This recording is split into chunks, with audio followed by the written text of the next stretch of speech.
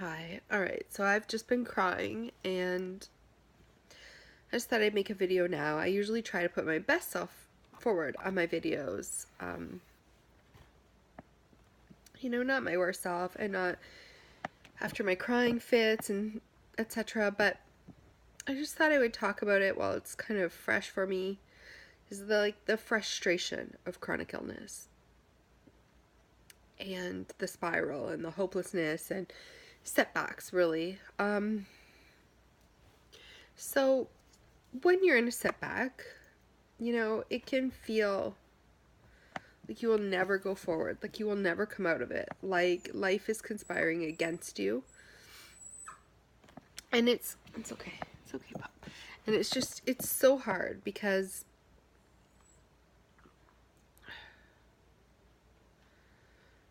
okay, what do I want to say? I want to say, for me right now, I'm clearly in a setback. I've got pneumonia. My symptoms, some of them have come back. I have other symptoms. I'm so weak. I'm just so weak. I can't stand in the shower. I tried to get up this morning after about a month and a half of lying on this couch and just tidy the kitchen. Like, okay, just tidy the kitchen and make yourself a cup of tea, right? You could just do something simple. Just set a timer, do it for 15 minutes. Like, at the end of that 15 minutes, I was just bawling because the room is going like this. I'm like in a fun house. Everything's dizzy. I can barely do it. I'm exhausted. I flop on the couch like I've just climbed Mount Everest. I can't have a shower without sitting down on the floor of the shower and patting the wall and holding it. And it's just like,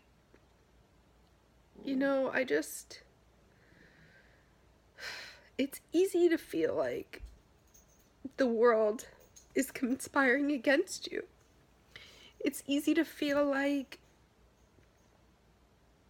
it's easy to bring up those deep emotions inside you, which are emotions that have been stuck from maybe the original illness or the trauma or whatever, of hopelessness and helplessness and being a victim and feeling shame and guilt. Like, I feel shame and guilt that I'm this debilitated again. I feel even a more sense of shame and worthlessness and uselessness, and like, I can't look at anybody, shielding myself from the world. I can't go out and make eye contact, even smile at a neighbor. I feel less than. I feel worthless. I feel, when this is what you envision for your life, and this is your dream, and this is where you are when you're chronically ill, or even this is where you are when you're having a setback, the gap between what you expected your life would be, what you want for your life, what your potential is, what you envision, what you want, what you dream, what you expected is here, and this is where it is. The wider that gap is, the more the suffering, the more the pain, is because we feel so much less than our true selves and what we want and what our heart is telling us and what our soul says we're meant to be. And so setbacks can be super hard because the gap is even wider, and it brings to light all the vulnerabilities that we have, shame, guilt, worthlessness, uselessness, our fears, our anxieties, the victim mentality, like, just feel like giving up, like the whole universe is conspiring against you, like, why me? Why always me? Why, and especially with chronic illness, it's very difficult. You can make one step forward, you can go back, you can make 3 steps forward, you can go 4 steps back, you can continue this pattern that it's so difficult to live. And when you have made some progress, and when you feel like your life is better than 2 years ago, 3 years ago, whatever, and then you have a crash or whatever, it can be very hard. And in those times and in those moments, you need to be gentle with yourself and love yourself and tell yourself all the things that you would tell your child or a baby, somebody who you love more than anything. Like, it's okay. You're still you. You're still valuable. Your dreams can still come true. This is just temporary. You're worthy. It's not your fault. You're amazing. You're love. You can do this. You're strong, right? Don't give up. And it's very easy when we see that gap widen, right? The suffering widens as when the gap of what we expect and what we want and the reality of what's actually going on is the wider it is, the more suffering, the more hopelessness, the more pain, that there is. And that's truly where the suffering lies. It's inside this gap, not actually with what's going on. Because if we accepted what's going on, and this is all we knew, and we didn't have this up here, our expectations and our wants and our dreams and our desires, there would be no suffering because there would be no gap. But it's very hard to accept this and say, I'm going to be in acceptance. I'm going to breathe through it. I'm going to allow this, because this is not what we want. This is the furthest thing from what we want. So we're like, I can't accept it. If I accept it, I'm a loser. I'm a failure. It means I'm not trying hard enough. It means I don't want it badly enough. It means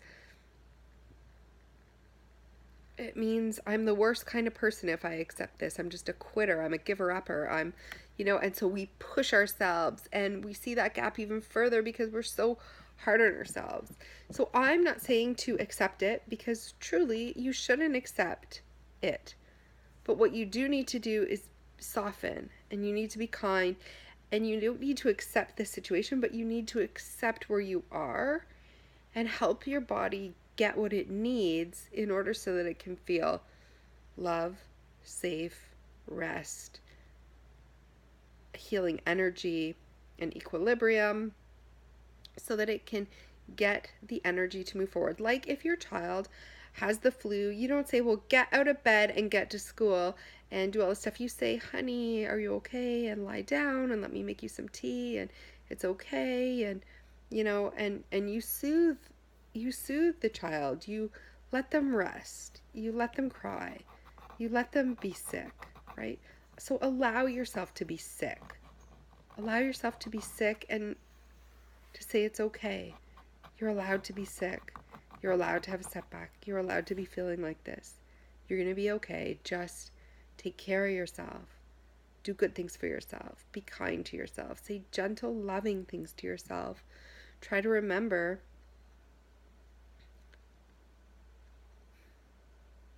that in order to bridge that gap, in order to get closer to where you want to be, you're not going to get there by yelling at yourself, saying mean things to yourself, judging yourself, being disgusted with yourself, letting yourself be the victim, feeling blame, feeling guilt, feeling shame, feeling all these things, anger. All these things are going to keep you sick. Okay, so the faster that we can, it's not accept and stay here, it's accept the moment and be kind, be gentle, be loving. Try to be so loving to the point that you're soothing your own self the way you would soothe a child. That you don't blame yourself, that you remove the guilt from yourself, that you remove,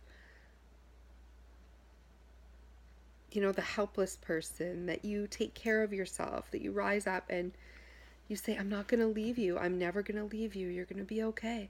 I'm going to be here for you. What can you do to feel better? You need to sleep. You need to rest, sweetie. You need to take it easy. You need to say kinder things to yourself. Say nice things. What you would say to a child, you need to say to yourself.